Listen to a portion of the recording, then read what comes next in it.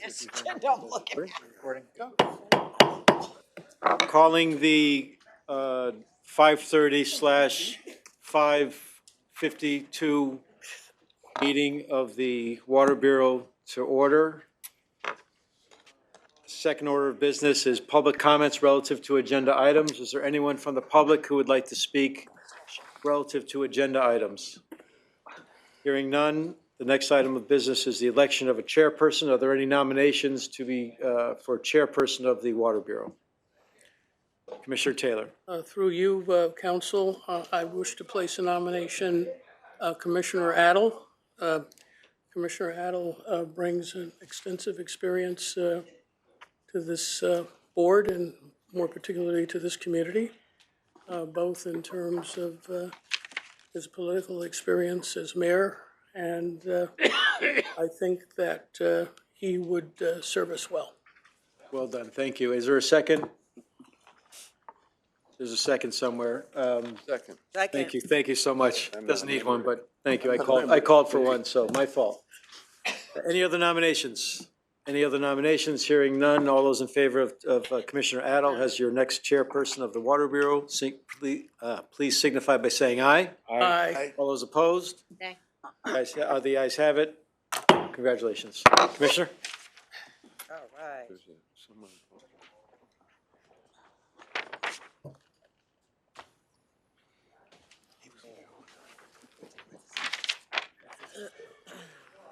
Thank you very much. Thank you, Commissioner Taylor, appreciate that. We now call for the election of vice chairman. Are there any nominations for vice chairman? Yes, I would like to nominate John Gale. Very good. Anyone else? No, he's not here.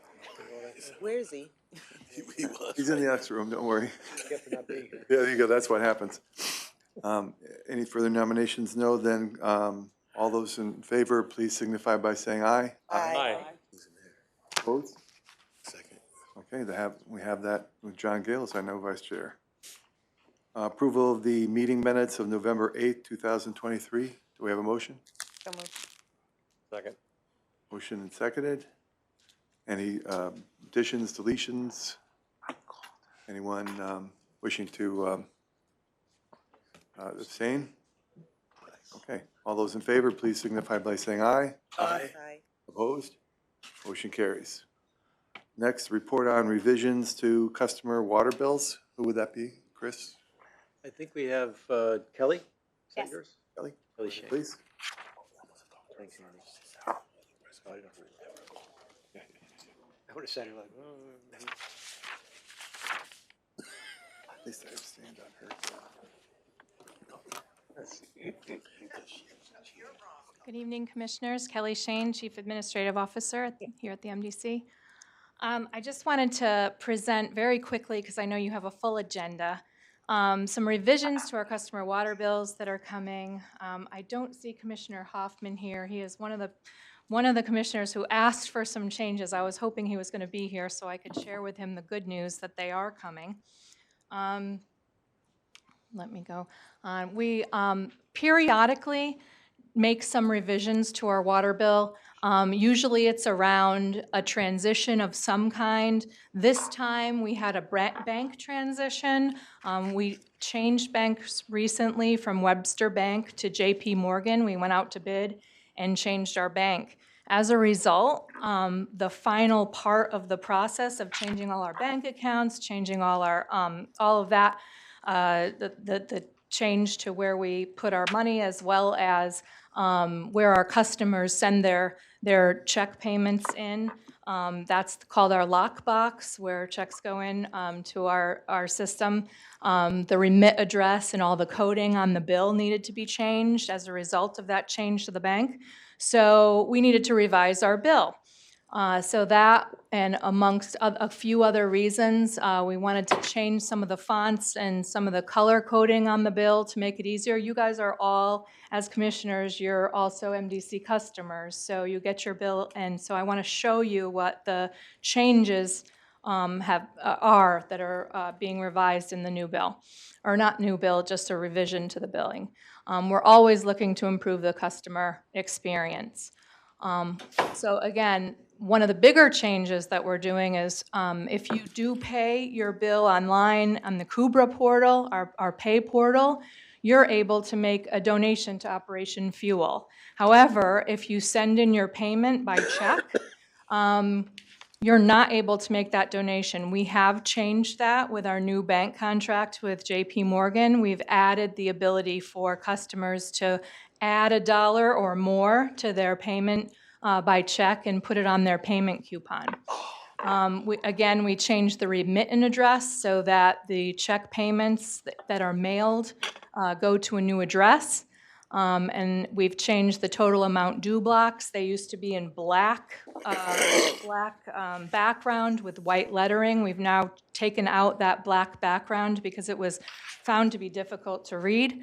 And we improved some layout on our reverse side of our remittance form, so it's easier for customers to make some changes to their mailing address and other things.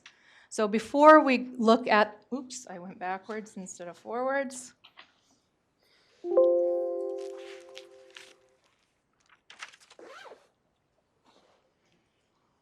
Oops. Julie? What'd I do? You're done. What did I press? Which button am I? Oh, let me do that. Yeah, use those. Okay. So I wanted to take you down memory lane to look at some of our older bills. The bill on the left prior to 2017, that's what your bill looked like, if you recall. It was a quarterly bill, and the front face of that bill didn't have a lot of information on it. It was just basically, here was your water usage, and here's what your charges are. Pay the bill. We evolved, and in 2017, if you recall, that's when we went to monthly billing from the quarterly billing.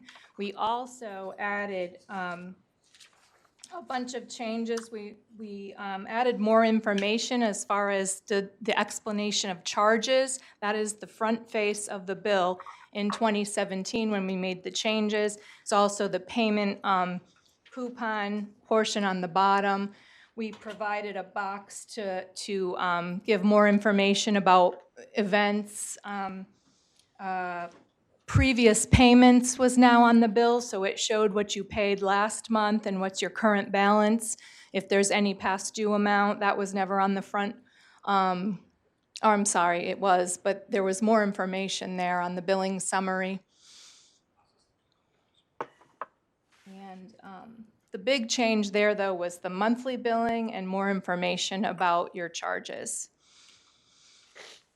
So when we re-implemented SAP in 2020, you'll look at the left-hand side. That is your current bill, and that was a major change. And if you'll see the difference in the revisions that I'm showing you now, you'll see the red arrows where there are some revisions.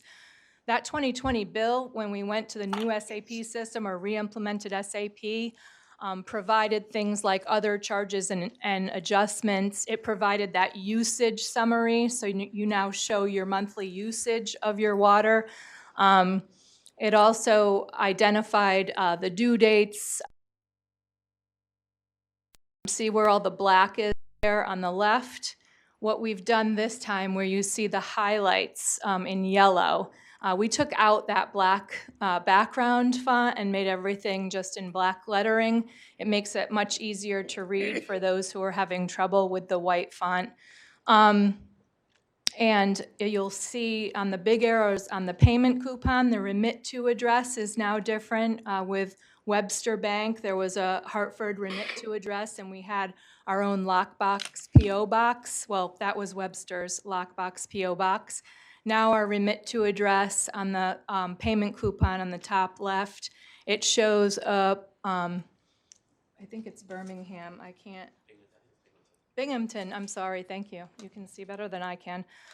Binghamton, New York address. So that's where our bills will be sent. That's where JP Morgan will be processing those bills that come by mail.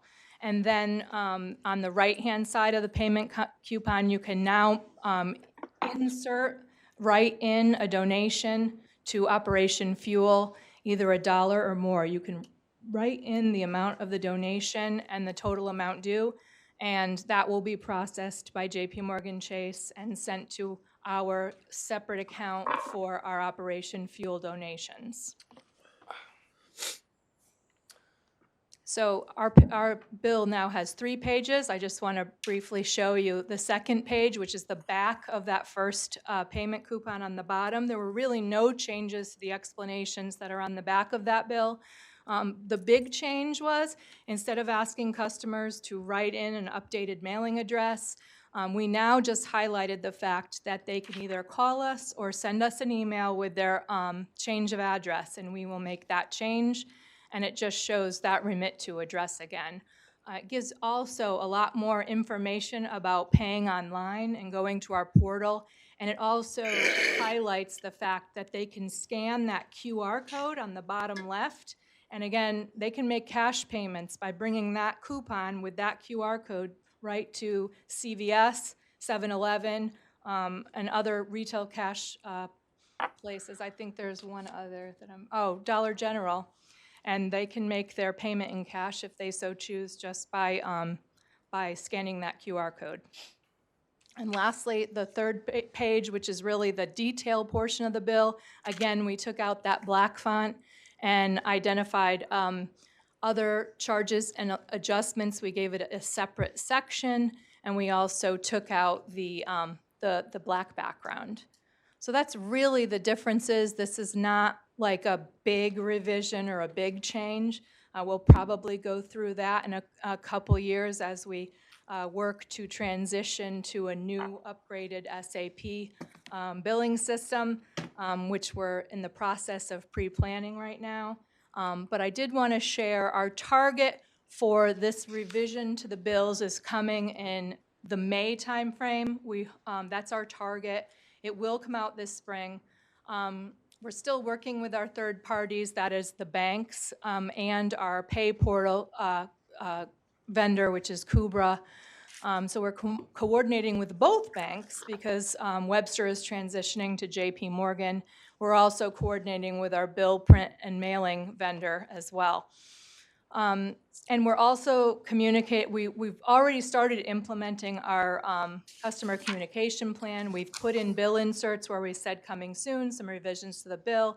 But I did want to let you know that there's really nothing the customer has to do as a result of the bill, the address change. There'll be new envelopes in the bills when they go out with the new remit address. If people pay online with their own bank, JP Morgan is working with Webster to make that seamless for the customer. So the payments will just go simply to JP Morgan. There's no change that a customer will have to do. And in March, we'll be putting out a little bit more information about these changes. And we'll always put this information on our website. And that's all I had. We have questions. Commissioner? Have you changed how long the people have before they have to pay once they receive your bill? The billing cycle is still 25 days. And how long has it been, 25 days? The billing cycle? I think that's since we went to monthly billing. So that was 2017, it used to be 30, 2017. and we went to The other utilities in this area are how long? the other utilities. I'm not sure if they're 28 days, 25 days. I would have to check. I would have to Why look don't into you? that. Because I Sure. think you changed yours and shortened it so that people who hold their bills and pay them the first of the month, they're late, Okay. which is not a very warm thing to do. Thank you. Thank you. Anyone else? Curry? Thank you, Mr. Chairman. Commissioner Curry, I had a water customer call and ask why we don't have the ability to, why he doesn't have the ability to pay his water bill using an app. Okay. Yeah, and we just spent, Bob and I and some of our staff spent 2.5 hours with our Kubra, our pay portal engagement manager just today, talking about that. talking about upgrading our platform and what that would mean. And there are other options for being able to pay with your phone other than an actual app, but that's also on the table, is implementing a new payment app with Kubra. Yep, Thank you. yep. Kelly, I use Kubra, and did you say already, if I wanted to do the Operation Fuel, if I could donate, because it goes automatically every month for me? Yep. So is that something I would set up on my account and then? Yes, you could Okay. set that up on your app, on your portal with Kubra. Gotcha. Yes, yes, you Okay. can. Anyone else? All right, thank you very much. Thank you. Okay, next is item 7, consideration and potential action, EPA lead and copper rule and authorization for replacement of customers' private water service lines containing lead or copper. Mr. Jellison. Yes, thank you. So we're going to give a pretty detailed presentation about the lead and copper rule, and basically what that means is we're required, as all utilities are, to test a certain parameter of our customer base for whether or not there's lead in their water system within their home or business. And the rule has changed in 2021. And now, since Flint, Michigan, and as you can imagine how long it takes for regulation, Flint, Michigan happened in 2014, and they're now just mandating that the water utilities across the country do an inspection of all of their water services to homes and businesses to determine whether or not they're a lead service. So there's a lot here, but I'm going to start with Dave, who looks very nice. Nice tie, Dave. Thank you. And Dave is our senior project manager who heads up our water system analysis and a lot of our regulations. So go ahead, Dave. Good evening, everyone. So as Scott touched on, David Banker, senior project manager with the Metropolitan District here. So tonight we're going to be talking about the lead and copper rule from EPA. Some of the items we'll start with, just some of the history and background. We'll go through some of the changes with recent revisions. One of the biggest ones is the requirement for an inventory of all the water service materials on our side, the street side, as well as the customer side. We'll then also touch on some of the customer communications we will need to be making moving forward. And then the status for funding, and then just some water service replacement plan moving forward and other updates we'll need. So delving back to 1991, that's the original date for the lead and copper rule. So it put limits on the amount of lead and copper, which would be could be detected on the customer side. The allowable action level for lead, it currently is 15 parts per billion, and that's been in effect since 1991. In 2014, there was just to touch on a separate one, revision that required then any brass materials that come in contact with water then also have to have, they reduced the amount of lead that could be in brass, such as like faucets, from 8% to 0.25%. So that was a major reduction there. As Scott touched on, 2014 was also in April of 2014 when the issue came up in Flint, Michigan, with the public there being exposed to lead. Now, in recent years, in 2021, there was a lead and copper rule revision that EPA published that made large changes to the lead and copper rule. Those changes don't actually start to come into effect until October of this year. One of the big ones is that inventory that we'll touch on later.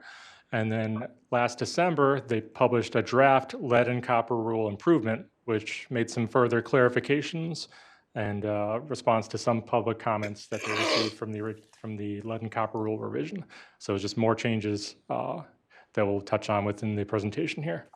So the district has been treating our water for corrosivity just to make it less corrosive and reduce the amount of lead and copper since 1997. We've had good compliance. We've been on a reduced schedule since the rule went into effect, which means that we've had, all of our samples have been within compliance. We've maintained levels below the allowable limit of 15 parts per billion.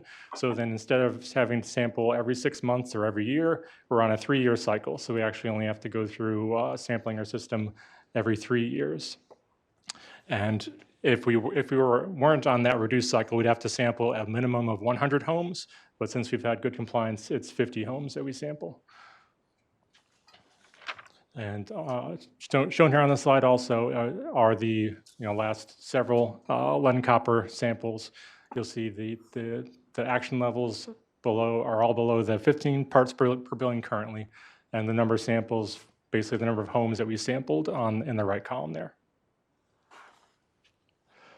So sampling changes, both the lead and copper rule revision and the improvement that's proposed. They're moving the 15 part per billion limit to 10 parts per billion, which is we're still under for all of our sampling rounds that I showed on the other page. Instead of sampling just the first liter that comes out of the water faucet, the customer will actually have to collect 5 liters, marked 1, 2, 3, 4, 5, and then they'll actually be sampling of the first and 5th liter for lead content. This is in response to lead services, the idea being that the 5th liter would be more representative of the lead service line buried in the front yard, if there is one. And an additional requirement, which wasn't required previously, is we'll be going through all of the elementary schools and daycares within our service area, and there's a requirement to sample 20% of those every year for the first 5 years, starting in 2027. So once we've made one pass through the full system and we've established that we don't have any issues with any of the schools, then we don't have to return to the schools every couple of years to sample again. A new change also is that when we do take a sample from a customer, if the allowable limit of lead is above the action level, 10 or 15 parts per billion now, 10 parts per billion starting in 2028, then we have to notify that customer within 24 hours. So that could, it doesn't leave a lot of leeway or a lot of extra time in order to process, check the results, and then try to reach out to that customer. And if you don't have a good, telephone line or means of contacting them, then you could be, left kind of running to notify them as quickly as possible. If we would get a system-wide exceedance of lead, we'd have to notify all of our customers within 3 days. And also, once the new rule goes into effect in 2028, no matter what, we'll be having that reduced sampling every 3 years goes away, and we start from scratch. So in 2028, we'll be doing 100 samples, a minimum of 100 samples for every 6 months until we establish that we're okay. Then it'll go to 1 year. And then if DPH approves, maybe we can get back to a 3-year sample cycle, but that will be left up to the Department of Public Health, which is the regulatory authority that oversees our drinking water system. And then for any customers that do have a lead service, when that lead service is replaced, we have to provide them with a water filter, and then 3 to 6 months after the lead service is replaced, we return to the property to gather a sample to confirm that there's no issues with lead within the property from the water sample. So the biggest early lift with this is the water service inventory. So there's a requirement for every water utility to identify the materials for all of their customers' water services, and then that's the full service. So there's a portion that the district maintains from the water main to the property line, and then there's a portion that the customer is responsible for maintaining from the property line into the basement. So we're responsible for knowing the materials on both sides of that, the street side as well as whatever's on private property. And you want to identify any lead-containing pipes. That could be a physical lead pipe. That could be a lead-lined pipe, like an iron pipe with a lead coating on the inside to prevent corrosion. Or it could be what's called a lead gooseneck or connector. So if you have a rigid pipe, a water service pipe, that's where it's connecting to the water main. Sometimes they used a short lead pipe to make that connection from the water main to the water service pipe that's running to the property. Those are usually like 2 feet or less in length. So we have to identify any lead materials within those water services. The initial inventory is due this year on October 16th. We're currently working with a consultant to complete that work. And then there's 3 years to finalize that. So the inventory is really finalized in 2027. And then from that point, every water utility across the country has 10 years to replace any lead services and identify any unknown services and if they're lead, replace those services as well. So we're working with a consultant. They're about 80% done with reviewing all of our service cards. There's about 161,000 water service cards for probably around 106,000 domestic and fire services throughout our service area. From the work completed thus far, we estimate that 20% of those are missing a material, either potentially on the street side, our side, on the customer side, or both. And thus far also, we've identified 7 services within our, 7 water services, so 7 customer properties within our service area that have lead service. So either a lead-lined pipe or a lead connector from the water main to the water service. And down below, at the bottom right-hand corner, that's the breakdown of those 5 services. There's 5 of them located in Hartford, 1 in East Hartford, and 1 in Weathersfield. So for all of our electronic information here at the district, it's shared over several different services. SAPs are plant maintenance and financial accounting and customer service database that we utilize. OpenText is a repository for all of our records, be that water main records for where the water mains are within the roadways, or water service locations for customers' properties. And then Esri GIS, that's the kind of like the mapping that you've seen previously that shows houses where the water mains are within the roadway, all drawn electronically with the information in it. So within this project, for the inventory, we're actually bringing all those 3 together and into alignment. So when we started this inventory process, we took all of our service addresses out of SAP, which is the where we house all of our billing information. We took those services out, exported them. One of the interesting things was that our water service, so all of our water mains are in SAP as equipment that we maintain. The water services when we started this were not.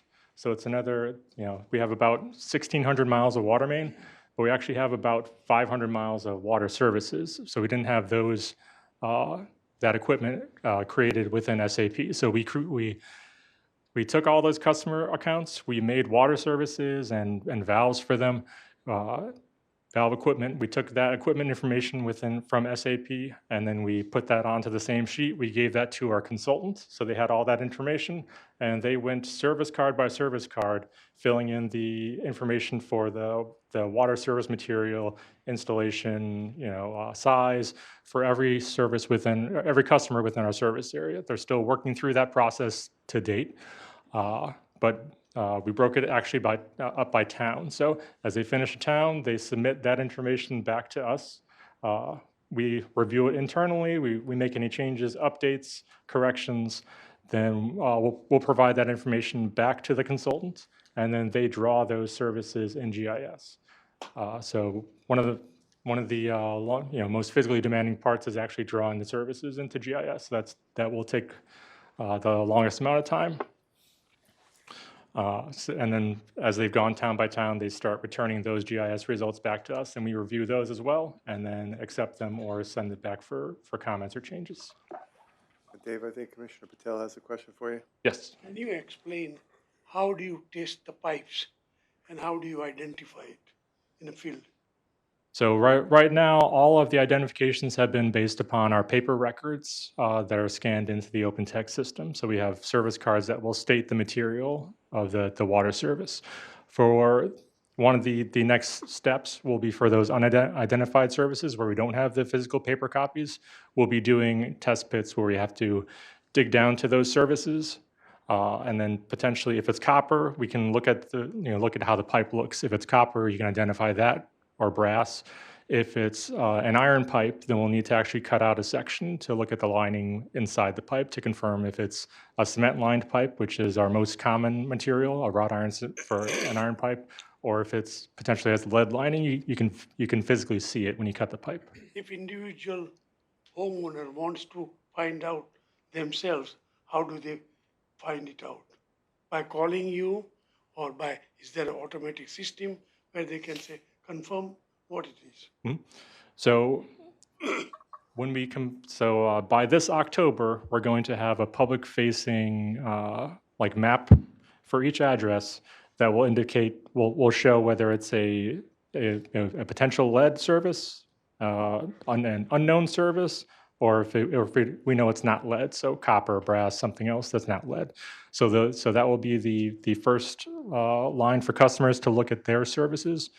Also, come this October, or within 30 days of the deadline this October, we will have to send out letters to any customer that has a lead service or an unknown material service to notify them that their material is unknown and therefore could be lead.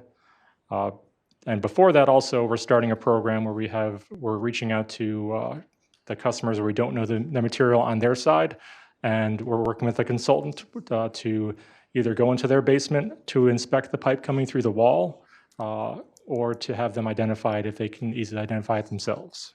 Mr. Chairman, if I may just add. Yes, go ahead. I'm sorry, it's Scott Jellison. If I could just add to Dave. So part of the reason why we're here tonight is not only to educate you on the lead and copper rule, but the timing. So as we've going through this process, we have 160,000 water services, 500 miles. We're not required to notify anyone until October of 2024. We're suggesting to not do that. We're suggesting that as we find these 7, we're going to be asking for a resolution for the Water Bureau and then the full board to give us an ordinance, to give us the authority to actually replace them now. So we're not going to wait till October of 2024. We're not going to wait until 2037. As we find these, we're going to notify the customer. It's very important on how we communicate this to the customer. We have examples of letters. I'm sure Dave's got that. And then we are going to just replace them. And there's a grant piece that goes with this, and it's part of the presentation. But we're going to be asking tonight to pass a resolution that we not wait until October of 2024 to notify the customers. We're going to actually start notifying them now and replacing them now. Customers will have questions about impact of whatever they had for their family members, etc. Are we ready to address that? If I may, Mr. Chairman. Yes. This is pretty complicated, and I've shared this information with the chairman, both Chairman Curry and Chairman Adel. There's a problem with this lead and copper rule, right? There's a bunch of problems with it, and we're concerned about it because the lead and copper rule that requires us to replace this service, and this all comes from 2014, Flint, Michigan, it does not address the lead solder joints within the home or the building or the school. It only addresses the service. So this is a typical scenario where the regulators are saying, the water utility, the wastewater utility, you must do something, but we're going to fix the portion, the water service, and our portion, but we're also going to take samples of the solder within the home. And up until 1986, you were allowed to use lead and solder plumbing materials to join copper pipe. So most likely they were selling that lead and copper solder probably up and through the 90s. But for sure, up until 1988, there were many homes that were built with lead and solder joints on their copper pipe. So we can't fix that, right? But that's where the lead and copper rule is expecting us to do that testing every 6 months, that new testing every 6 months. And it's more of a communication responsibility of the water utility to let customers know and how they can protect themselves from any internal plumbing that they may have. Okay, that's it. Dave, please go ahead. So this slide here is an illustration just to show you. So on the right side, you'll see there's a water main running up and down through the slide here. And then all the way to the right, there's a house with a meter inside. So basically that was our current, build out of the SAP system. Was we had our water main within the roadway, and that was in SAP. We had our house with a meter in it, and then that's within the customer service side of SAP. And then there was no infrastructure joining those two. So within this project, we've already gone through, and for each customer, we've made the water service equipment within SAP. We've also made the shutoff valve at the property line.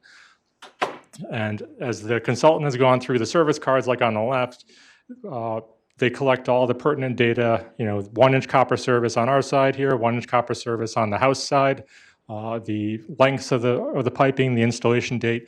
Those are all then loaded into the SAP system for tracking moving forward. So that's this here. So these are the characteristics of the water service which have been loaded into SAP to show it's a copper service on our side, copper service on the customer side, the sizes, the installation dates. The important thing for this is that this equipment in SAP then is able to be a repository for any work done on the customer's water service moving forward. So if you ever have to make a repair, we ever have to, make a change to their service, they make a change to their service. It's all made out to this equipment, and it's basically keeps that record going. So some of the other benefits of the service inventory that we're seeing. Of course, first and foremost, we'll maintain our regulatory compliance. Next one after that, as we go town by town through all the water service in each town, we identify fire services and domestic services that we haven't previously been charging for. Somehow it slipped through the cracks when a fire service went in 1999, or a domestic service, and it was never made, and we never started billing that customer, or somewhere along the line it fell off the books, and then we stopped billing them. So as we identify them, we contact customer service, and we start then billing that customer. All the services are being mapped in GIS, so there's several benefits to that as well. It makes our markup process a lot simpler, because you can see where houses are connected, as opposed to a house on a corner right now. We might have to check 2 streets to see, are they connected on Main Street, or are they connected on Gold Street? Where's the water service? Once it's drawn into GIS, then it's a visual reference to be able to see that easily. When we have calls for leaks, we'll be able to see where the water service is going in, so it will help us identify more easily identify where the leak is within the roadway, or what the source of that leak is. As we're going through OpenText, we're linking that to the SAP equipment by adding the equipment number in for each one of the water services. So then we'll be able to jump between the SAP system and the OpenText system. They'll be linked within there, so it's easier access for our operations folks, for customer service, for anyone who's in either system, and they need to access the customer's account or go back to see where the water service is. It makes that link there, so you're not going in and out of multiple systems to try to find something. One of the big ones for the engineering side is we have an engineer basically that manages all the town's paving programs, and one thing he has to do when the town lists a street is go through each of the water services on that street and see how many of them are older wrought iron cement lined pipe, because that pipe is more likely to break when the town goes through for a paving program, because they may mill overlay or reclaim the roadway, shake it all up, and then those pipes become more and more brittle over time, and they break. So by having all the water services drawn in, having all the information regarding the materials, that job becomes a lot easier. It's just a visual reference down a street, clicking on the services to see what the materials are, as opposed to going through hundreds or thousands of cards for each one of the town's paving programs, if they're paving 20 or 30 streets within each season. Dave, I think Commissioner Patel has a question.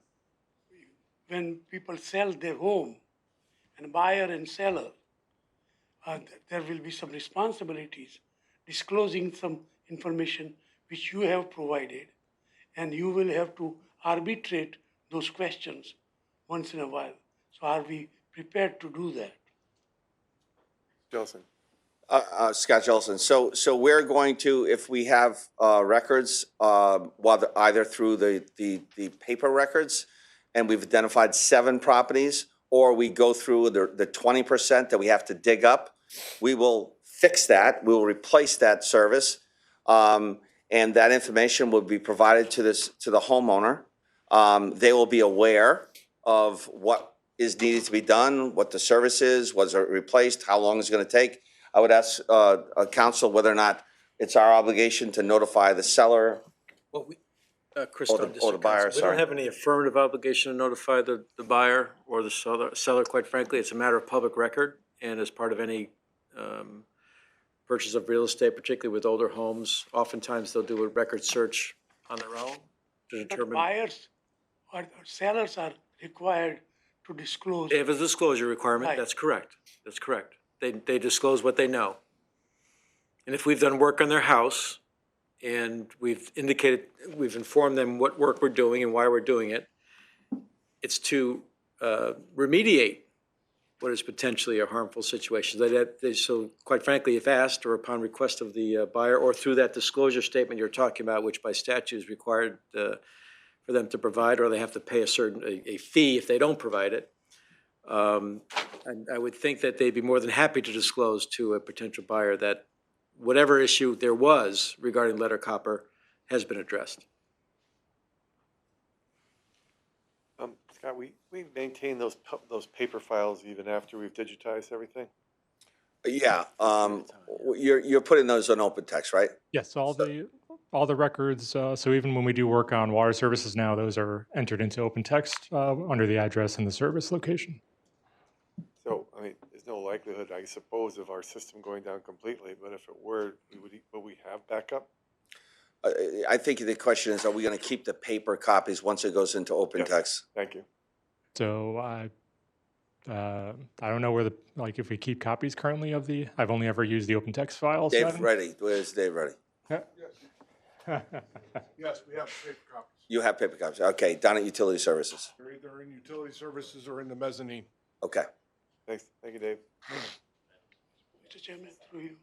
Yes, Ms. West Hartford has experienced a lot of problems in terms of their lines, existence, verities, etc.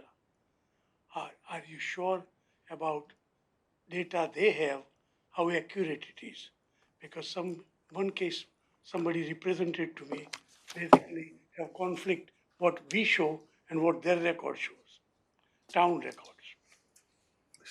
Scott Jellison again. So the service records are ours, right? Not the towns, but we are, as part of this process, we are verifying the actual location and the waste, the sewer lateral as well. So that's why this is so important, because this was initiated by DPH EPA because of Flint, Michigan, and we received 75% grant of a $1.5 million project for the investigation portion.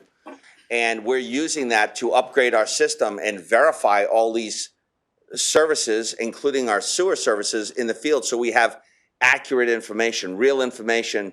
As Dave mentioned, it helps us in a number of different ways, not just on this lead and copper rule, but we know now that this service is where it says it is. Simple layout issue was conflicting between town records and us.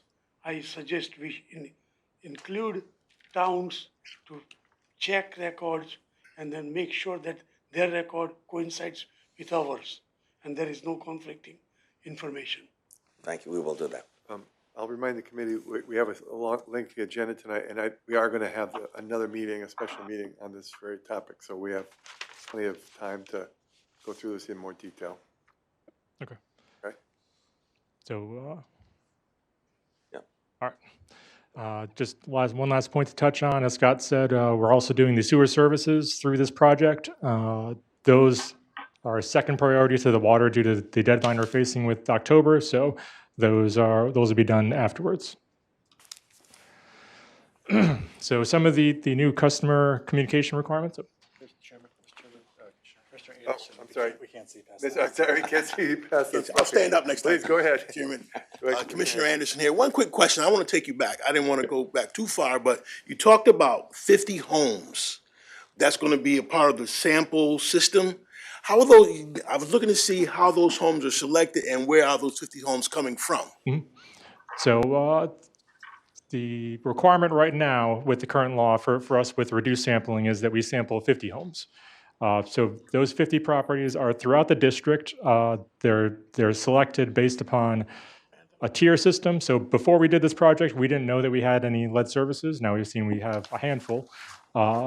So lead services are number one for sampling. After that, it's homes with copper water services installed before 1987, because those are the ones that have lead solder joints on the piping inside. So that's actually what our sampling pool is composed of right now. So it's the minimum that we're required to get is 50 homes. So we actually have to shoot higher than that because some people don't respond when we give them the sample bottles, or they do something else with them. Who knows? But if we don't get the bottles back, we don't get them back with water in them. Whatever happens, then those can't be counted with our sample requirement. So we target a larger number. We started with 100, and then you tick down as some folks move. So the new owners that join in, don't want to be part of the program anymore for sampling. But it's, if I may, it's Very random. it's a voluntary. We need the homeowner to be willing to do this process, because they're the ones actually taking the sample. Part of the problem is the new rule of how you take the sample and when you take the sample. So that's going to create a whole nother set of problems with our results. But because our results have been so good, Commissioner, we only had to do it every 3 years, where other communities had to do it every 6 months. Now EPA is saying everybody's got to do it every 6 months, and you got to do 100 homes. So that's the difference with the new rule. Dave, can you just explain this is really important, explain the difference of how we took the sample prior to 2021 and now the first and fifth sample. So this is a false positive problem with the rule, that we're going to have more false positives than we had before. Go ahead, Dave. so no matter what, there's a requirement that no one uses water within the property for 6 hours. So you want to have the water sit in contact with the pipes or the fixtures, the kitchen faucet, for a minimum of 6 hours. So that's part of the instructions that you give the customer. So ideally, whoever wakes up first in the morning, they're going to go downstairs, and then they're supposed to take the lead and copper samples. So how it works currently is it's just 1 liter bottle. So it's one bottle, 1 liter, about this size. So they place the bottle under there, they fill it fully, to just under the lid, put the lid on, put it in a box, it comes back to us.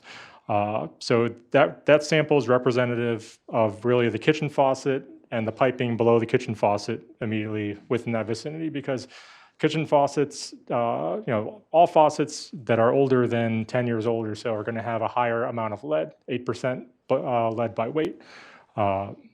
Now, the first and fifth, basically, we'll provide the customer with 5 of these bottles, numbered 1, 2, 3, 4, 5. The customers, will still, first person wakes up in the morning, goes downstairs, turns on the faucet, fills up bottle 1, 2, 3, 4, 5, fills up all 5, puts the caps on, sends them back to us, or puts them out and we pick them up. So the first one and the fifth one are run for lead. So whichever one comes out highest, the first or the fifth, that's going to be the reading for that customer's property, because the first liter you sample is representative of the faucet that you're taking it from. So if it's an older faucet, it'll have a higher lead content. The fifth one is supposed to be more representative of somewhere down the service pipe, but it's still just an average. You don't know exactly how many bottles it's going to take for each house to get to the water service pipe in the front yard. So it's kind of like a best guess average that they figured out for the regulation. Thank you. But Dave, we were allowed before 2021, or before this new rule, we were allowed to flush the sample before we took the sample, right?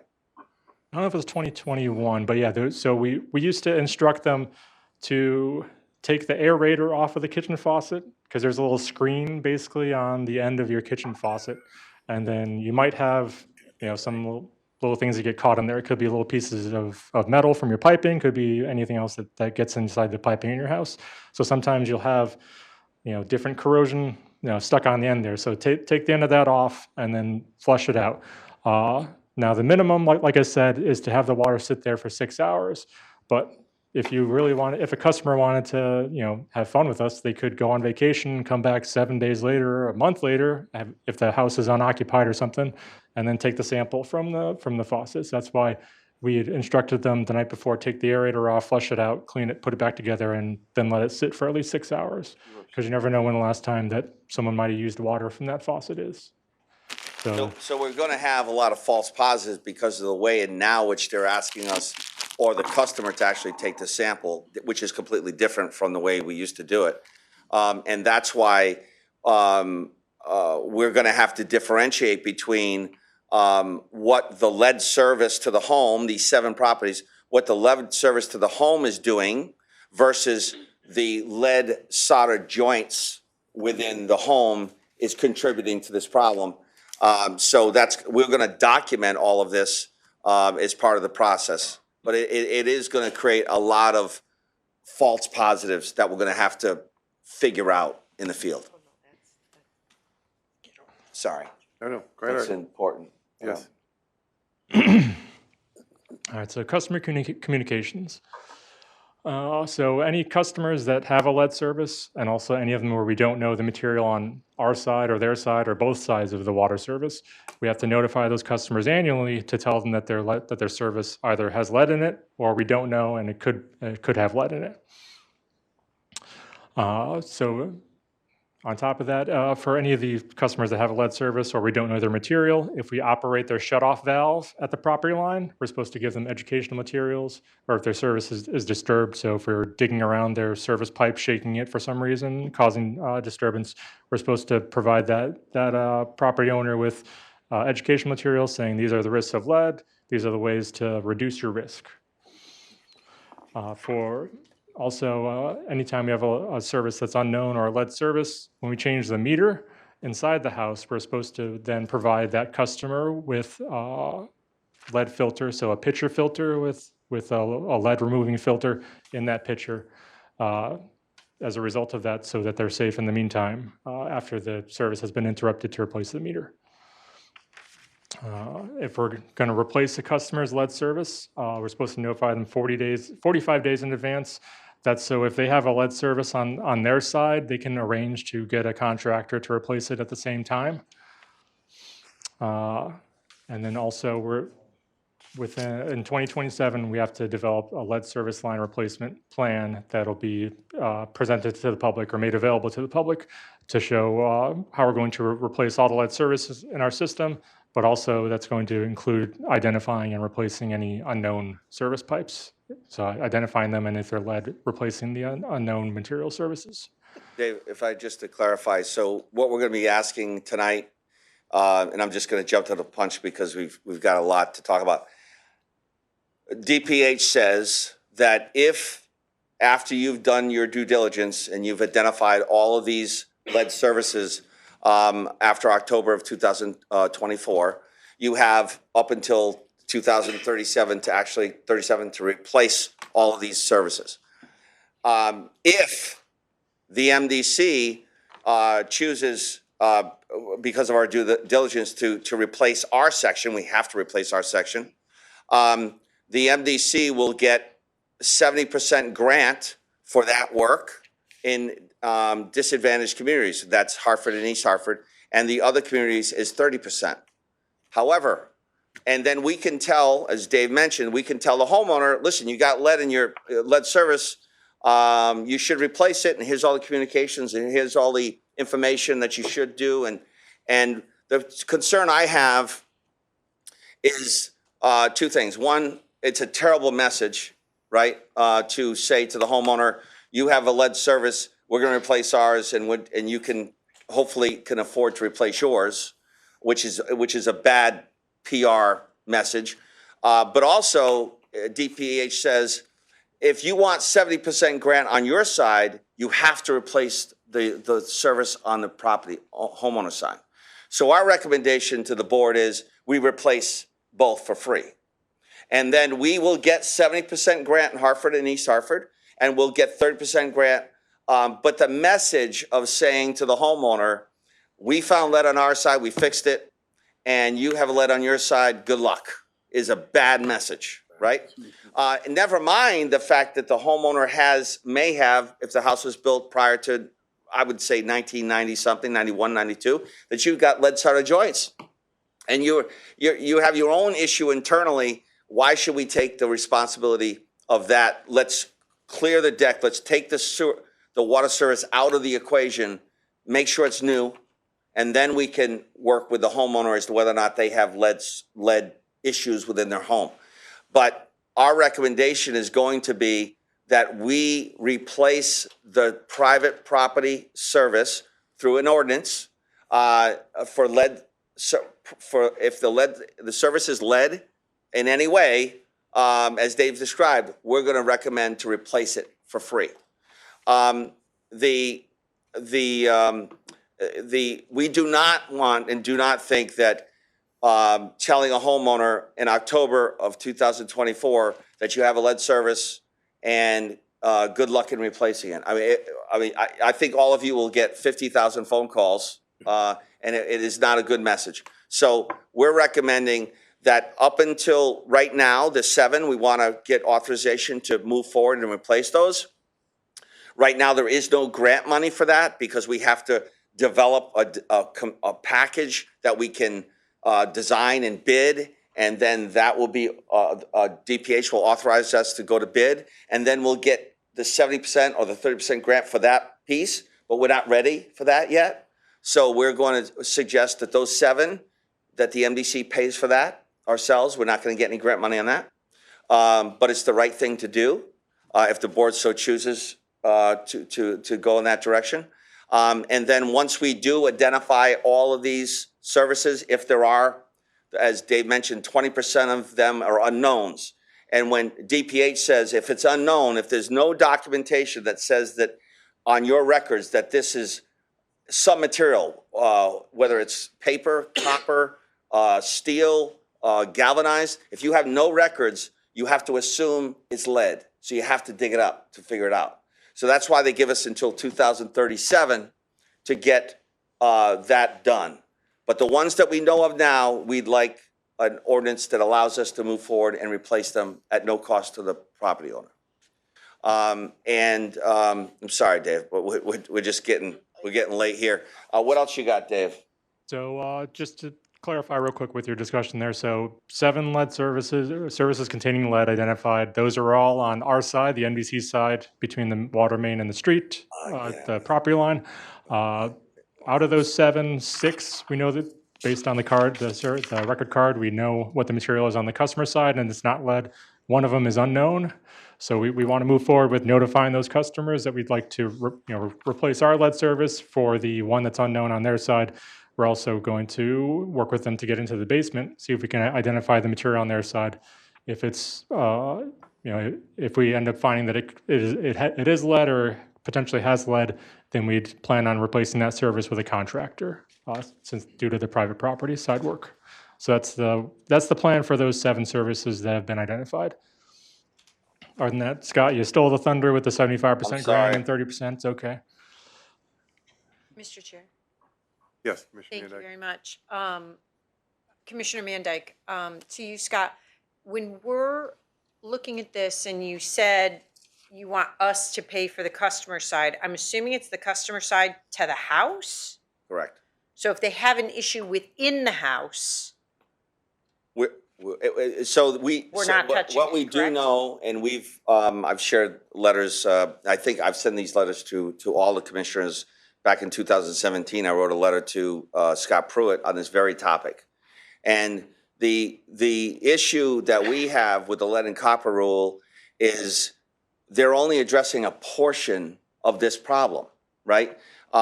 We had a school that was renovated here in Hartford, and the lead and copper rule, the 1986 rule, the 1991 rule did not require and does not require, it requires you to remove lead paint up to 6 feet above the floor for children under the age of 6, I think it is.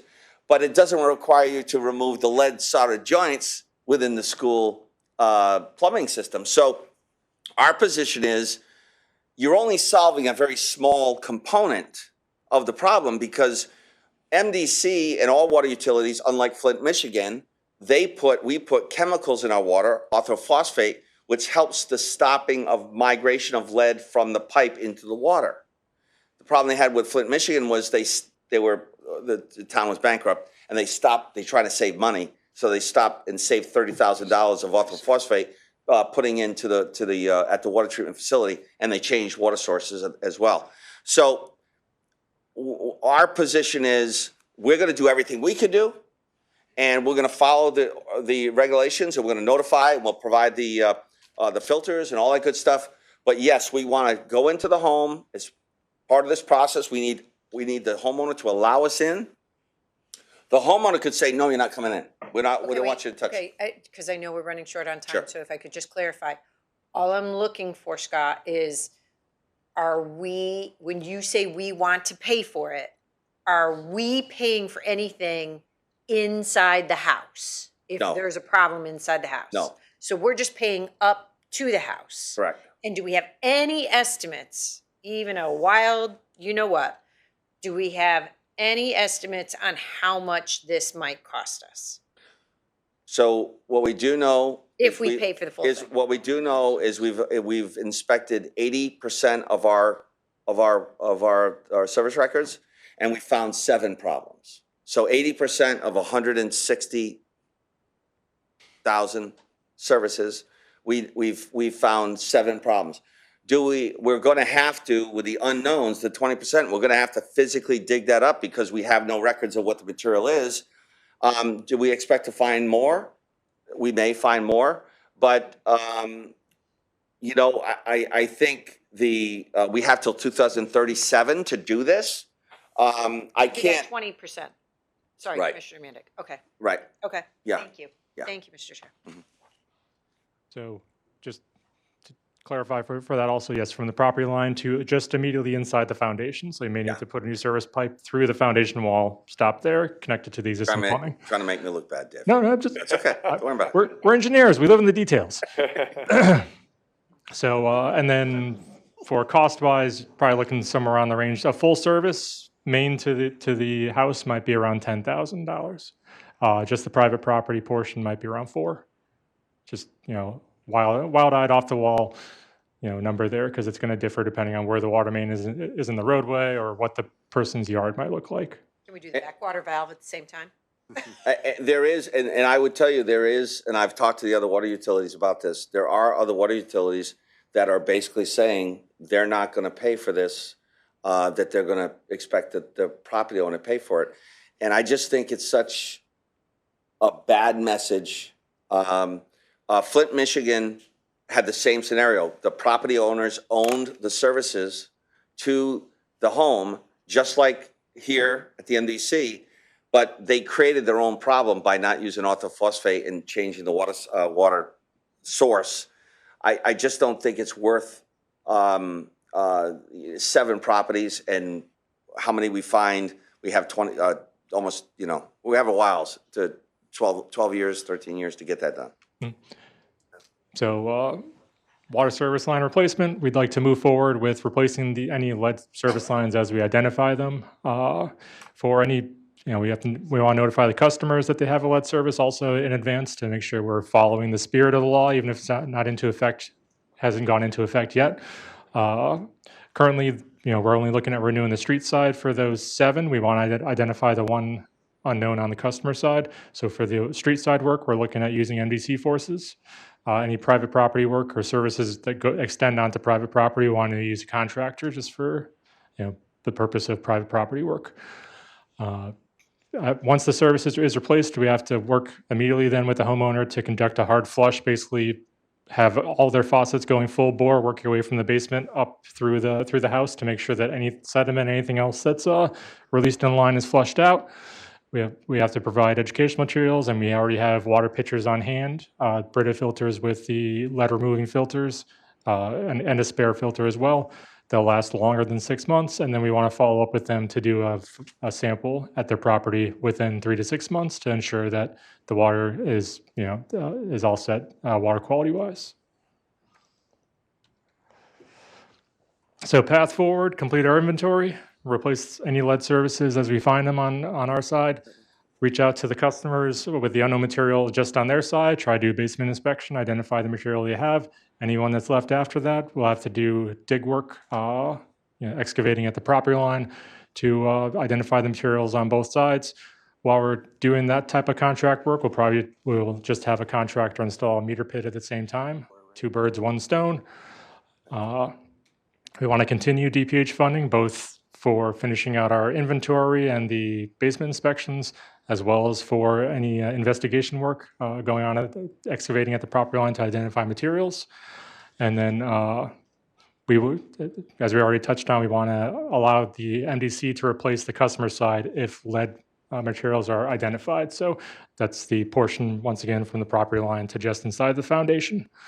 And we're looking to, one of the reasons why we want that is also to ensure that we can get the funding from DPH for the service identification contract. So we can continue with either 75% subsidy or 30% elsewhere. So with that, I'm just going to turn it over to Chris if you want to run through this real quick.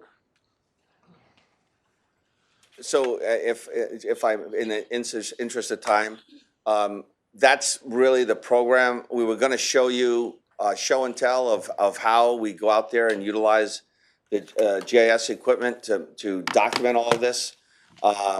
It's up to you. No, I think we should move along if we can. Okay. Let's break these up in another meeting. Yeah, we will definitely. I'm sorry, but we can we can have another meeting and we can do this. This is important, but I know we're only on number 1. So we do have a draft resolution that we're asking for. And John, Chris? John passed this out earlier. It was handed out to everybody. It's this is John Myrtle. As you can see, the resolution is pretty straightforward. It's seeking, or it's authorizing district council to draft a proposed ordinance to implement what we were just discussing about replacing the private property portion of the water service lines, and report back to Water Bureau to do so. Any questions on the ordinance? Move its adoption. Second. Moved and seconded. I'm not. Any further discussion? All those in favor? Aye. Opposed? Motion carries. Thank you.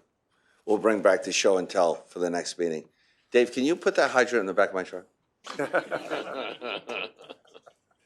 All right, number 8, consideration of potential action regarding disbanding Water Bureau Subcommittee on MDC customer base. I think this came to us because as this subcommittee has been inactive for a long time. What was that, John? Did you give us a little update on that? Yeah, this is John Myrtle. Chairman Adel is correct. The Water Bureau Subcommittee on Customer Base was created in 2018. It met, I think, 7 or 8 times across 2018 and 19. It hasn't met since then. And it was kind of a thought to clean house a little and disband the subcommittee since it hasn't been active. So moved. We have a motion, second? Second. Second. Any discussion? All those in favor, please say aye. Aye. Opposed? Motion carries. All right. Yes. Item 9, I would Mr. Taylor, I'm sorry. suggest that we move that, or table that until, for a subsequent meeting, because I think there are other issues that we need to get to, and this is not of primary importance at this particular moment, but it's something I think that we have to consider at some point. Okay. Number 9, interstate connectivity on water rates, water systems, I'm sorry. And number 10, that one you're talking about? Number 9. Number 9? Yeah. Oh, you want to table that? Yeah. Okay, anyone else, any objections to tabling number 9? Can we just postpone and not table? Okay. Postpone? You got it. I would add. Put it on next agenda. Number 10 as well.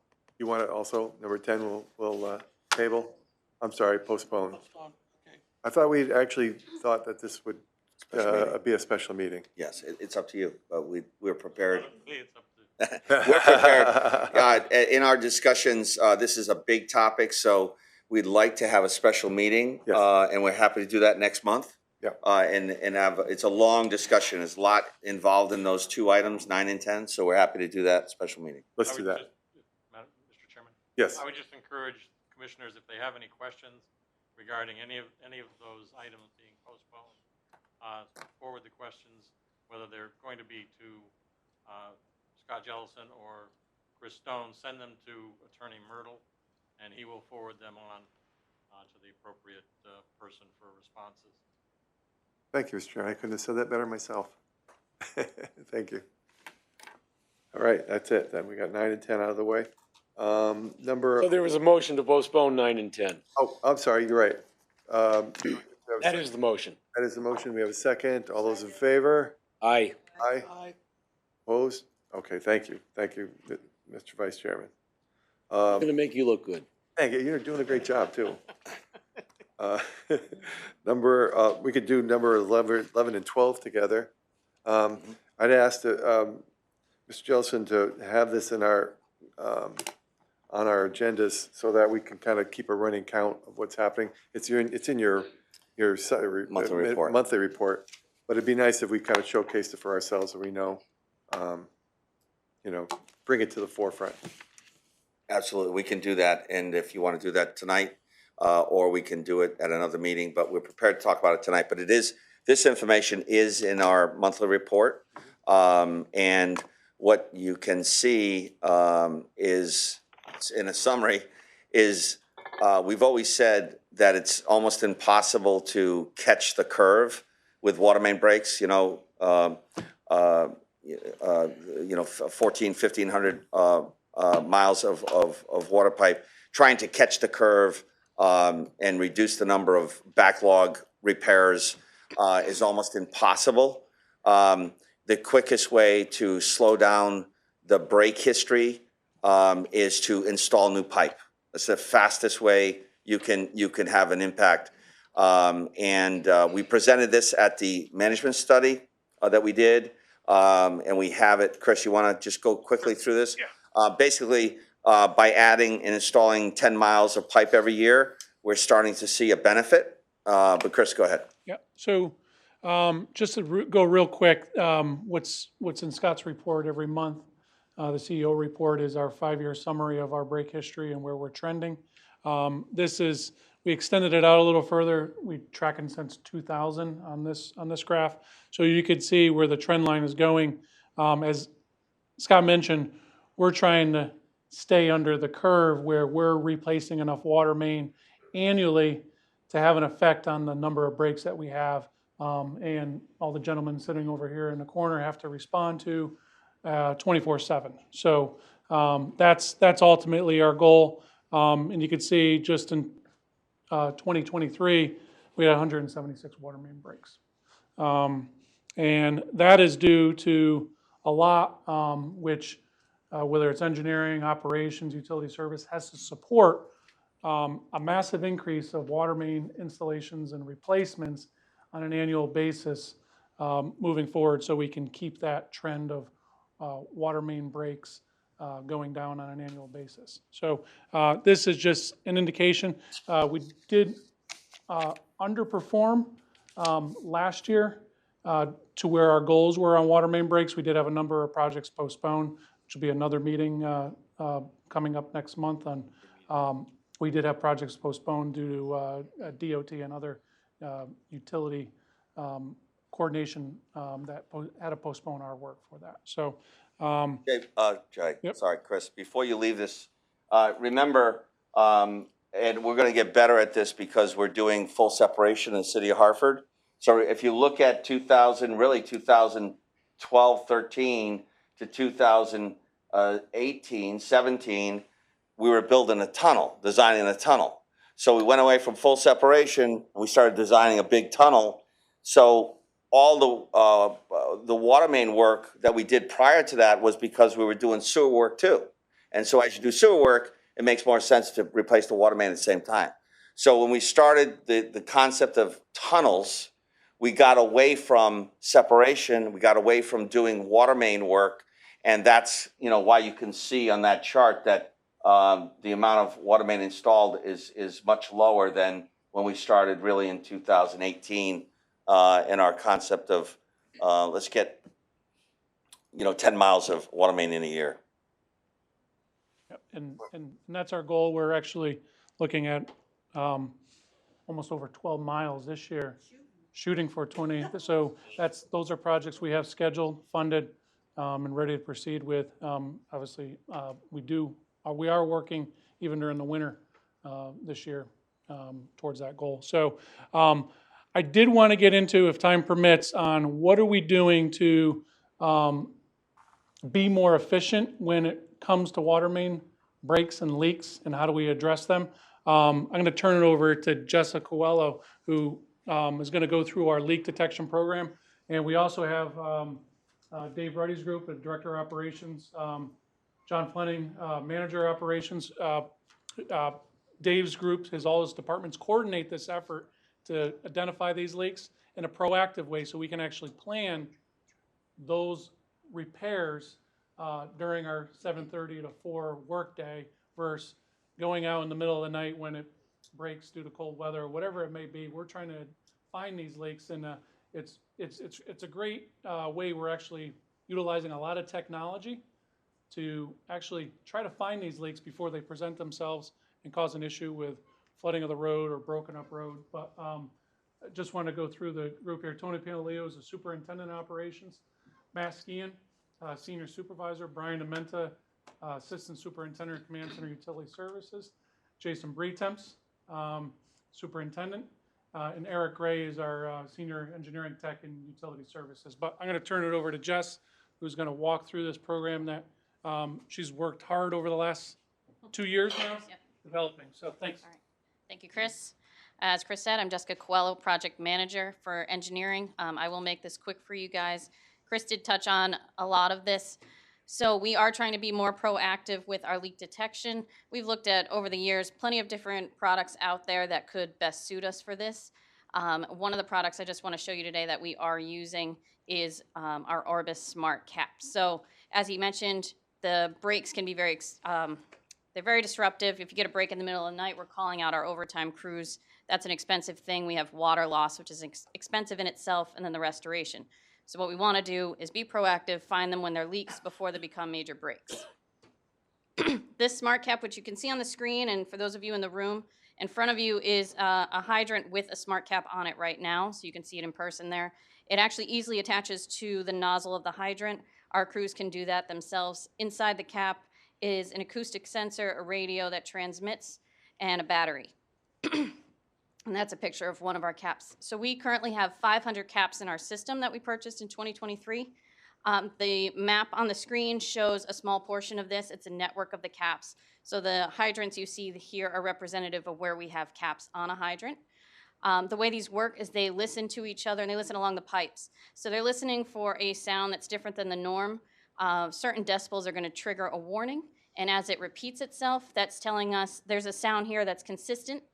And with a network of caps, which is why we bought so many and put them in so many areas of concern, they're able to actually bounce off of each other and help to pinpoint the location. If I were to click into this map onto one of those X's that triggers one of our warning or alerted spots, it would actually give us a distance from the hydrant that it thinks the leak is. So what we then do, I could turn it off. I can just talk for you, Brian, if you want. Yeah. What we then do is we have a process now. So we notify the command center if we do see some of these repeated alerts, and then they will go out and correlate. They'll do a couple nights of correlation to help confirm the alert, help pinpoint it even further. And then they also have these SIBA loggers that help us to have a third tool in the toolbox, if you will, to better indicate if there is a leak and where it is. So we're not going out and digging unnecessarily, and we're catching things before they become major breaks. So we can listen, pinpoint it, find out if it's a leak on a service or a leak on the main. And to date, we did do a pilot program with these Orbis caps, and then we ended up going to bid, and they won the bid. So we have a 3-year contract with them with the option to extend to purchase the caps, and they run this web-based portal for us, which also sends us alerts via email. We currently have them in South Windsor, Hartford, Rocky Hill, Wethersfield, East Hartford, and Glastonbury. We'll continue to put them in other places as needed, and we can move them, even once they're installed, we can move them around. We have found 8 leaks to date now that we started this program, and we are monitoring several others to keep an eye on them and then go out and correlate as we can. It's the winter, so we obviously have other priorities with emergencies, but we have found 3 service leaks and 5 mainline leaks so far. Does anybody have any questions about the smart cap? Questions, anyone? Yes, Commissioner Mandyke. Thank you, Mr. Chair, through you. Commissioner Mandyke, how much did the project cost to purchase the? The caps run just approximately $1,100 per cap, and that includes a 10-year service plan with the cap and replacement parts as needed. So the Orbis company is available to repair, come out if we need them. They set it up in the system for us, and they're there for us for 10 years to run this product for each cap. Thank you. You're welcome. Excellent. Anybody else? Thank you. Chris Levesque again, but if time permits, Scott, I don't know if we wanted to go over, we do have a bunch of other technology to relocate these, but we could do it another night if. I think we're gonna have to do it another Okay. night, Chris All right. will, and I apologize for all the operational people who are here. But we are gonna have a special meeting, so if we can come back and do this at the special meeting, that'd be great. Okay. We still have 2 potential executive sessions, so, We won't need them. and we don't need them. Unless you so choose to But do. Chris is gonna make a little report, a Okay. small, short report. So do you want to give them a chance to? While they're present? here, if it's Yeah, not gonna take too long. that's great. Sure, why Okay, not? let's go ahead, Chris, let's do it. Yeah, so, Yeah. well, just to give some background, Brian, Jason, Matt, so just to point to the hydrant, these are about 400 or 500 feet apart. And they have those special caps you see on the pumper nozzle there, that's the larger nozzle, and then the 2 ones on the side. But that's where that acoustic instrument is. And as Jess was mentioning, what occurs then is we'll get the alerts through the web application that tells us, hey, you have a leak in this area. It's usually pretty good as far as where the location is, but we have better tools that we send our 24/7 command center staff out at night to better locate these. So the operations crew that sends the crew out to actually go dig up the road, they're pretty confident that's where the leak is. Even though the leak's not presenting itself, it's a lot of lost water. We want to get to it. We want to stop the leak. Reduces our costs to operate due to that, as well as we can ensure that we're not going to have a service interruption addressing that leak when we do find it for the customer too, which is a huge benefit for the customer. But I'll let you guys go and explain the tools that you guys use on a daily basis. So, thanks. Good evening, everybody. I'm Brian Amenta. I'm with the command center. So to what everybody's been talking about the leak detection along with the Orbis caps, there's actually 3 different layers to help us identify these leaks. The first one is the Orbis caps, which works very well. And once we have an area of interest with the Orbis caps, we have these, they're just called loggers. And what this is a device that gets lowered down on the water main gate. So when we go to the gates to shut off the water in the water main itself, these are actually lowered down into the ground. Have you ever seen these caps in the road? Okay, these are to our gate boxes to the water main. So we'll pull this gate off, we'll lower this device down onto it, and antenna magnets to this.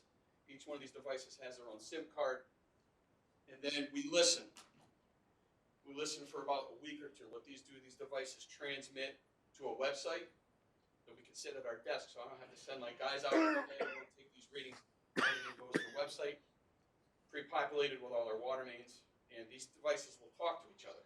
And it'll tell you, basically, it's another layer of the Orbis system, a little bit more high-tech. It gets the area zeroed in as well, kind of confirms the Orbis leak. Once we get past that layer, I don't want to get too crazy here, but this device is a correlator. Really quick. So we have a device, again, this gets lowered down on the gate box, plugs into this device. There's 2 of these. One at one end, one at the other. So if you have a leak, we got water showing in the middle of the street, we'll go down to the next intersection where the gate is there. The other intersection with the gate has an antenna like this. This goes on the gate. And then we have a head unit.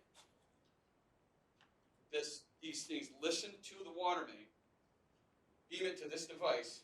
We enter in the pipe size and the footage, and it will get us within a couple of feet where that water leak is. Because again, just like all the technology, it listens for the irregularities of the water coming out of the pipe. And this device is very, very reliable. Very rare we will have a reading that is incorrect. I'd say probably about 90% of the time this device will get us within a couple of feet of where the leak is. If there's water moving through these pipes all the time, how does it know the difference between just water moving it through the pipe and water leaking out of the pipe? When the water actually comes outside the pipe, it creates a whole different sound. We can actually, Really? yeah, we can actually, when we're looking for service leaks, our guys will actually put the service wrench, they shut the water off to the house onto the service, and we have a Geophone. What's it called? Geophone. It's like the old style phones you used to put up there for years. You take one of that, you put it on the wrench, you listen, you can actually hear the water running outside the pipe. You can hear the rocks hitting the main. The water is just bouncing off the ground. But you turn the service off at that point so that that's all you're listening to. Yeah. If you want to get deeper in the weeds with an investigation, yeah, that determines if the leak's on the homeowner side or not. But we do that on the gates in the street as well. We'll put the wrench down on our mainline gates, and you can listen and actually hear the water. You can get close with that. And then there's this device. This is actually a ground mic that will plug into that same head unit. You can walk around, put it on the ground, listen, go like this. And you can zero it in with this as well. All very good tools. So just the Orbis gets us in the section of the stadium. These other tools zero in what row you're in, and eventually we get to the seat number, where that leak is. So that's sort of, we use this collection of tools to really narrow our search down, and so we only dig one spot. And we even do this on active leaks too, where the water could be traveling the length of the pipe and popping up on a crack of the road that's 50 feet away. So it's just sort of the tools we have in our tool shed, or toolbox. What else did you guys want to show? Sometimes too that Yeah. the correlator can actually pick up service leaks. So that's why we brought in the meter pit itself. This has been a valuable tool for us as well, because if there's one thing that doesn't lie, it's the meter itself. So when we're able to detect that there's a possible service leak on the homeowner side, which is something that goes on just on the outside of the shutoff. So every yard, every service has a shutoff that allows us to shut the water off to the building that's visible underground. What we're able to do is most of the time we'll install a meter pit if we detect that there's an issue. We'll put the new meter in, and then we can see that the meter's actually running. Because a lot of times people won't even realize that they'll have a leak, but up at their foundation there's what's called a footing drain, and the water will actually break right at the foundation wall and go right into the footing drain, and we won't even know that there's a leak going on until he's detected it. So that's part of why having meter pits is actually very valuable for us. It detects leaks on homeowners' sides pretty quickly, especially with the cost that a leak could cost you. Move on to the next piece. What we have here is our Vivax MetroTech. It is primarily a pipe locator, but Vivax themselves have transitioned and made this into also a GPS unit that we can take shots from. So right here I have a transmitter. This sends down a frequency. Any kind of metallic pipe sends down a frequency to locate where the pipe is. This is the receiver. On the receiver, depending on what frequency you can use a lower band for copper, a higher band for ductile iron cast. We can put this transmitter down approximately where the water main is. And as we walk down, say about 15, 20 feet from it, it gives us a signal with an approximate depth. Now we know we're on the pipe. We're at 5, 6 feet. And at that point, we can locate the pipe traditionally like we always have. We also have an induction clamp if need be, if we have to go into a basement, we can't find a service in someone's front lawn. Put the induction clamp on it, which is very, very reliable, about 95% accuracy. And we can locate copper services that go through private lands and into public right-of-way, where we had trouble before. Whenever you have like a road gets moved, the state widens a road, like that, where things get lost during construction. The good thing about the buybacks now is that we have a GPS cone on it. Something that we used to have to hire our surveyors to go out after the fact, that we located, to go out and take shots. We're now doing it live. As we locate the pipe, we can take a shot, label it as water, and it goes up within a minute. And it's live on our screens. Another great thing we found with this, excuse me, is that if you have, which we didn't have a way of doing this in the past, locating sewer pipes between plastic, clay tile, transite, whatever the pipe is, we have no way of locating it. Now with our sewer backup and prevention program, when a contractor puts a camera in, he has what they call a sonde at the end of the camera. That sends a frequency up. We compare to that. So of all of our backwater valve assessments that we do, when we CCTV the laterals, we are taking locations and creating new records with this new survey grade quality accuracy. So what was 2 different departments, multiple employees, is now 1 employee taking care of it. And this is what our maps look like at the end.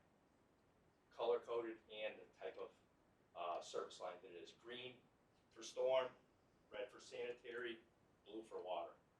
And all new installations, as we do it, we do a physical sketch and we do a Vivax.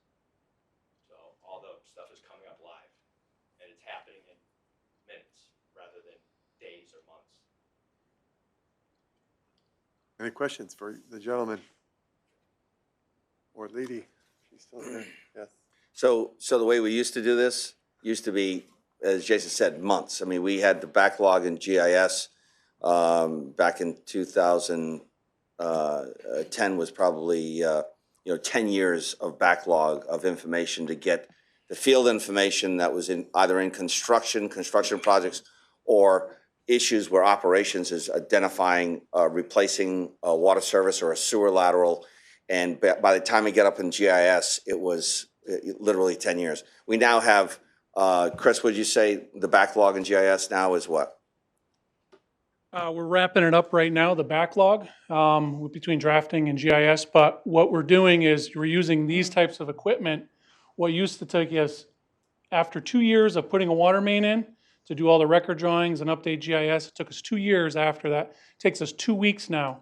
So that's when the last piece of pipe and the backfill of that project goes in. 2 weeks and we have a record drawing finalized. So the tool Eric's holding right now, that's actually helping us through our LCRR. So when we go dig up a service, we're finding the exact location of where that service is now for future use, whether it be called before you dig, all that good stuff. All that data is coming back, so we don't have to think twice about it. We know it's accurate. So that's some of the things that we're doing and helping that backlog and ensuring that when our staff goes out, we have the right data to make decisions. So. And that's uploaded directly to GIS, correct, Chris? Yeah, it goes right to ArcGIS Field Maps app, and our GIS technicians address it then. Take that data and update it. Right.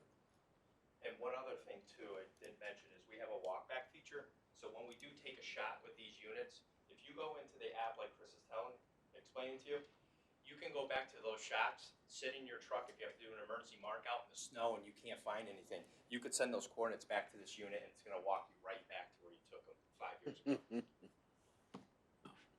That's great. You think we could get Eric a sweatshirt? Why would he want it? I was busting him on it. He's a big guy. Jealous. Yes. But they do a great job. And when we talk about doing more with less, this is an example of doing more with less. Not only is it doing more with less, but that, remember, when these guys and gals are out in the field and there's 2 foot of water across the road and they're trying to find a water service, imagine how difficult it was without this kind of equipment. And now they have the equipment that they can locate a service. And as Chris said, all of the work that we're doing, we got a grant for 75% of the lead and copper rule, and we're using all this equipment to document everything we own on the private property. So it's a win-win for the homeowner, it's a win-win for the MDC, and it's a win-win for our staff. Chairman Curry, you have a question? Thank you. I know most of our ratepayers probably think you're out there with your shovels and your backhoes, and they're not even aware of any of this, as many of us were not aware of it. When did this type of technology start to become the norm? Yeah, good question. So we actually piloted a number of devices, I want to say back since 2019, 2018 in operations. We piloted this through, we got exposed to it, and I think we discussed this in one of the management studies. We belong to a group called ISLE. They provide basically R&D of new technology for water utilities and other utilities. So we came across this technology, piloted it in 2001, 2022, and then moved forward with a full-blown execution. But the technology is sort of new, so within the last 5 years, it's developed. This a lot of utilities struggled with it initially, but the manufacturers really refined this technology. I want to say in the last 5 years, it's gotten really good. And I'm guessing that along with the technology comes substantial amounts of training. Yes, yeah, and that's what we're going through now. And our goal is, and Dave, Jason, Engineering, Ops, Utility Service Command Center, GIS, is to develop that process. So when we touch anything now, we have that process of making sure we capture that data. We input it once, and we know it's correct. So that's sort of our next major training process development that we're going to be going through, and really honing in on this process to make sure it's good, because we don't want to get in the situation where Scott mentioned we're spending $1.5 million, even though it's 75% grant, to update all of our data, make sure this data is really good, to just let it go. So that's really our focus right now, to set that process in place so we can maintain really great data. Okay, my last question is, are you aware of any other water companies that are utilizing this technology? American Water, they're the largest water company in the country. In Connecticut. In Connecticut. It's a good question, Dave. Do we have any? So Connecticut Water is using the Ecologics cap. Okay, yeah, they're using a manufacturer called Mueller, who does similar cap. We just went with a different manufacturer. I don't know if Aquarian is using one or regional. I'm not aware of that, but yeah, Connecticut Water does use similar technology. Okay, thank you. Nice job. Thanks. Nice job. Great work, gentlemen. Good job, guys. Thanks for coming. Thanks, guys. We've got just 2 more items, and I'm going to defer these to our district council for 13 and 14. We put those together. Thank you, Mr. Chairman. Yeah, there's no action requested, so I'll just they're just updates on where we are with two real estate items. I won't go into any detail. They're still pending. The first one is number 13, has to do with land, 3 parcels that we own in Glastonbury. We've had it appraised. We've met with the Glastonbury town manager, Scott and I, just the other day. There's an interest from Glastonbury on the property. The council's meeting next Tuesday to discuss in more detail in executive session, and they'll report to us after that, and we'll keep you posted on where that goes. There's no contract contemplated at this point. There's no offer made at this point. It's just a thought, and hopefully it'll develop into a transaction that we can benefit in the town of Glastonbury. Chris, you gave them a summary of our appraisal. I gave them, yes, in as a confidential document, yes. Right. And does the committee have access to that? We can get them access on open text, sure. Okay. It'll be just for the committee, though, so. Yeah, all right. Not for public dissemination. Very If you good. want to go into executive session, I can talk to you about the number, but. Not important. John, if you can make sure that happens, okay? So it'll be on open text for the committee members. They can look at it, and if they have any questions, they can certainly call me if they so choose. The second matter is, we had talked about generally a potential purchase of property in New Hartford. We had made an informal offer, obviously subject to approval by this board and the district board.